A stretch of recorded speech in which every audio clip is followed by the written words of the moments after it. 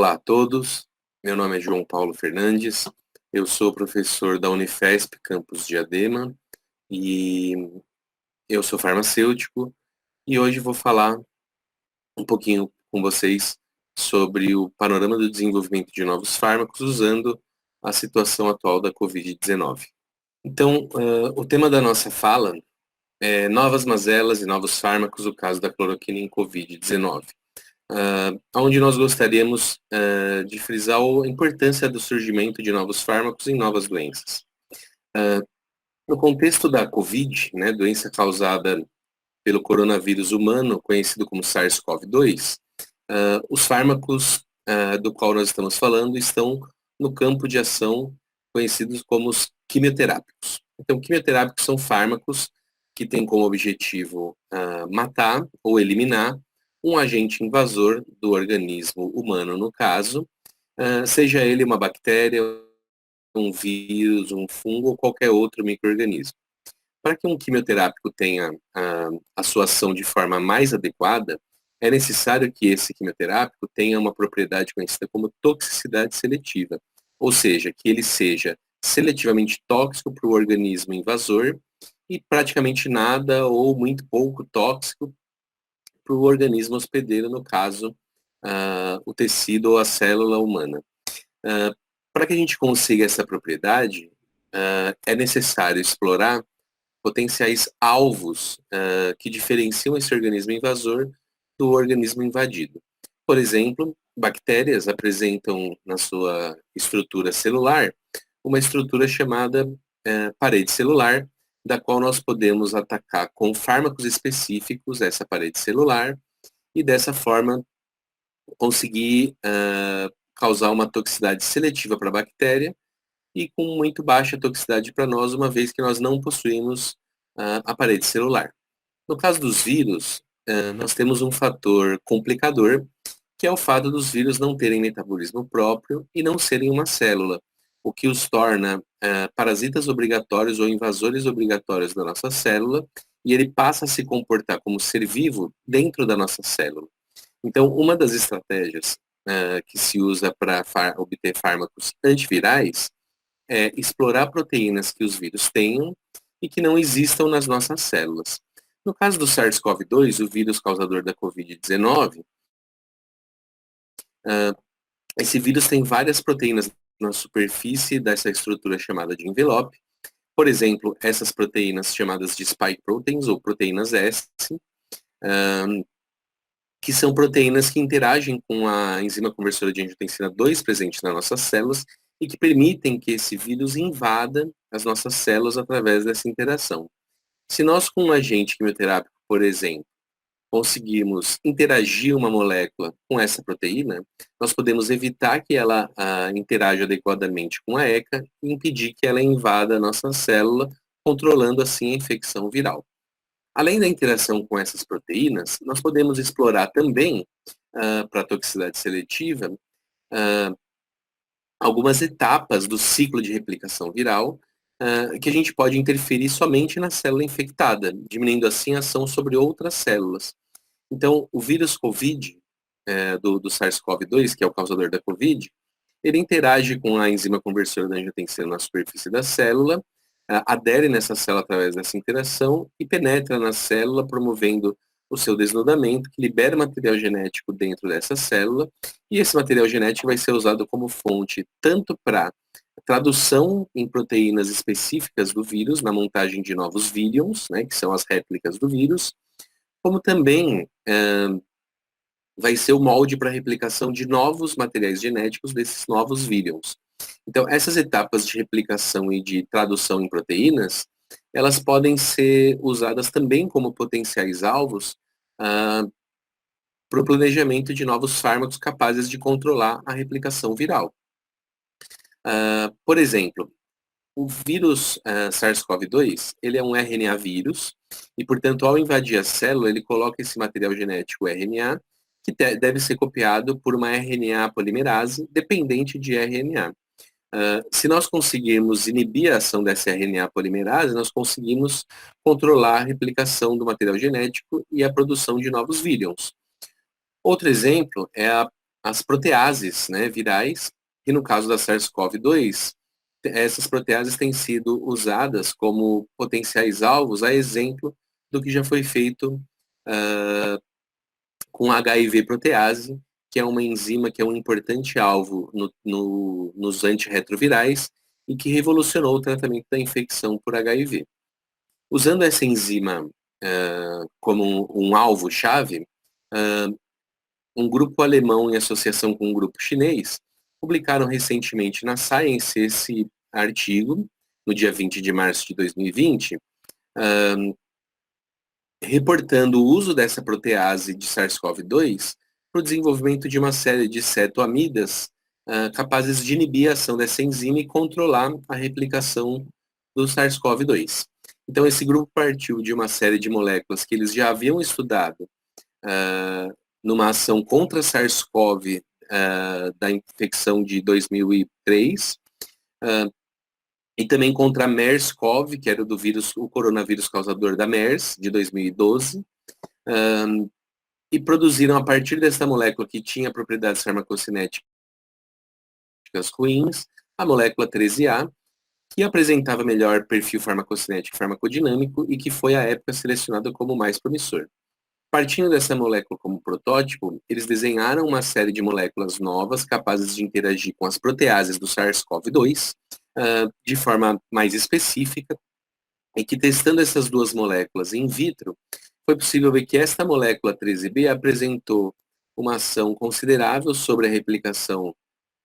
do vírus in vitro, enquanto que a molécula 14B, por exemplo,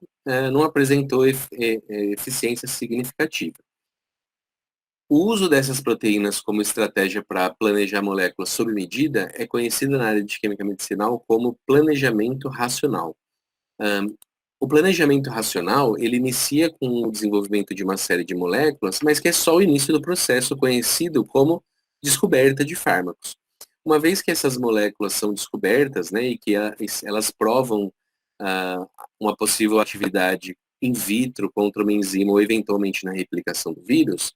elas devem progredir e ser otimizadas até que algumas dessas consigam demonstrar alguma eficácia em vivo em animais, numa etapa chamada de pré-clínica, para depois progredir nas etapas clínicas, nos estudos clínicos em seres humanos, para eventualmente chegar a um fármaco no final desse pipeline que pode entrar no mercado. O grande problema desse pipeline é que ele não é tão simples quanto parece, uma vez que a etapa de drug discovery, a gente descobre milhares de moléculas que podem interagir com a proteína desejada e que vão ser selecionadas de forma a gerar as melhores moléculas conhecidas como líderes. Essa etapa leva alguns anos até que se tenham líderes apropriados para se tornarem candidatos. Candidatos são aquelas moléculas que já entram no estudo clínico, que já entram em testes em seres humanos. E esses candidatos, eles são selecionados porque a etapa clínica é bastante cara e ela leva algum tempo para que se prove o conceito desses novos potenciais fármacos, até que um deles alcance o mercado e continue em pesquisa por um tempo na fase 4, conhecida como farmacovigilância. Esse processo até o fármaco entrar no mercado, ele custa em média $1 bilhão para a empresa que está patrocinando esse projeto e 10 a 15 anos de pesquisa. Obviamente, na situação atual que nós temos com o Covid, não é possível esperar 10 a 15 anos para que surja um tratamento. Então, nós precisamos de uma estratégia mais acelerada para chegar a algo possível de se usar no tratamento. E uma das estratégias que pode proporcionar esse aceleramento é o reposicionamento de fármacos conhecidos. O reposicionamento consiste em usar fármacos, moléculas já conhecidas, já em uso clínico, com a potencial aplicação em novas situações. Então, vários fármacos que nós temos hoje na terapêutica foram desenvolvidos a partir de estratégias de reposicionamento. No âmbito dos vírus, 2 exemplos importantes estão aqui. Um deles é a amantadina. A amantadina é um fármaco usado no tratamento da infecção por influenza A, causador da gripe, e que, ao ser prescrita a uma paciente idosa, portadora da doença de Parkinson, se notou que com o uso de amantadina, ela melhorou muito os sinais e sintomas da doença de Parkinson, especificamente no tremor e na rigidez muscular, o que fez com que a amantadina fosse mais estudada nesse âmbito e se notou que ela tinha uma potencial ação como antiparkinsoniana. Um outro exemplo muito notório também é a zidovudina, conhecida como a sigla AZT, que estava bastante avançada já como potencial tratamento de alguns tipos de câncer, uma vez que essa molécula é um análogo de base nitrogenada que pode competir na síntese de DNA, e verificando que o vírus HIV era um retrovírus e que também dependia da síntese de bases nitrogenadas do DNA, essa molécula foi acelerada como um potencial tratamento diante de uma situação semelhante à que a gente tem hoje. Uma epidemia da infecção por HIV e casos de AIDS, que possibilitou que a zidovudina entrasse como a primeiro antirretroviral eficaz e que permanece até hoje no esquema terapêutico. A grande vantagem da estratégia de reposicionamento é principalmente o fato dessas moléculas já serem fármacos. Então, elas já têm registro no órgão competente, elas já têm disponibilidade comercial, então elas já podem ser usadas. E, além disso, todo o perfil farmacológico, farmacocinético, farmacodinâmico de toxicidade dessas moléculas já é conhecido. Então, a gente tem uma maior disponibilidade de informações para saber como lidar com essas moléculas, faltando principalmente uma comprovação de eficácia na nova patologia a qual se quer testar, e também de um esquema terapêutico adequado para isso, que garanta a segurança nessa situação. Com base nisso, alguns cientistas buscaram o que já havia sido testado contra coronavírus e chegaram na cloroquina. A cloroquina é originalmente um agente antimalárico que foi planejado a partir da estrutura da quinina, um alcaloide que foi isolado da casca da cinchona e que tradicionalmente era usado no tratamento da malária. A quinina tem uma ação antimalárica considerável, mas ela tem a possibilidade de gerar enantiômeros, como é o caso da quinidina, que muda na posição dessa hidroxila, e só na mudança dessa posição dessa hidroxila, a quinidina perde bastante da atividade antimalárica, porém ela mantém ou aumenta uma atividade sobre os tecidos excitáveis do coração, que faz com que a quinidina tivesse aplicação como antiarrítmico. E como nós conhecemos, agentes antiarrítmicos são potenciais agentes pró-arrítmicos. Eles podem causar arritmias no coração normal. Então, de forma a tentar eliminar essa atividade da quinina, a cloroquina foi desenvolvida e, de fato, ela se mostrou um antimalárico menos tóxico do que a quinina e com uma ação antimalárica mais pronunciada. O efeito antimalárico da cloroquina, ele depende de um mecanismo de ação relativamente complexo, mas que uma parte dele é explicada pela capacidade da cloroquina de acumular no vacúolo alimentar do plasmódio, que converte a hemoglobina da hemácia em hemozoína, que é um pigmento tóxico que precipita dentro desse vacúolo. Como a cloroquina apresenta um caráter básico, ela consegue acumular no pH ácido e compartimentalizar dentro desse vacúolo com carga positiva, o que dá uma certa seletividade para essa molécula e que também permitiu a triagem dessa molécula durante o ciclo de replicação viral dentro dos endossomos, na entrada e na saída do vírus. Além disso, com o uso da cloroquina, ela também foi reposicionada ao se perceber que ela era capaz de modificar a liberação e a produção de vários mediadores inflamatórios envolvidos em doenças reumáticas, e aí então a cloroquina passou a ser usada também como um agente antirreumático em lúpus, artrite reumatoide e outras doenças reumáticas. Entretanto, a cloroquina ainda apresenta essa atividade pró-arrítmica, o que fez com que a hidroxicloroquina, o seu metabólito, que mantém essa atividade antirreumática, fosse inserida na terapêutica dessas doenças reumáticas, uma margem de segurança um pouco maior por causar menos arritmias do que a cloroquina. Então, baseado em alguns estudos anteriores, os pesquisadores atuais que buscavam tratamento para a COVID-19 começaram a testar hidroxicloroquina e cloroquina em alguns modelos in vitro. Esse estudo ficou bastante famoso nos últimos dias por trazer um relato da hidroxicloroquina e sua eficácia contra o SARS-CoV-2 in vitro, que remeteu, dentro do próprio artigo, a um relato de publicação de 2006, que já mostrava a atividade da hidroxicloroquina e da cloroquina contra o coronavírus humano causador da SARS, com uma certa eficácia sobre a replicação viral e com bastante baixa citotoxicidade. Então, usando esse novo vírus agora, o SARS-CoV-2, o grupo chinês mostrou que essas moléculas tinham baixa toxicidade para células que estavam sendo testadas in vitro e que eram capazes de controlar a replicação viral também, com uma certa diferença de concentração que garantia uma toxicidade seletiva. Entretanto, é importante ressaltar que isso é apenas um estudo in vitro e que quando se usa isso num organismo vivo mais complexo, como o ser humano,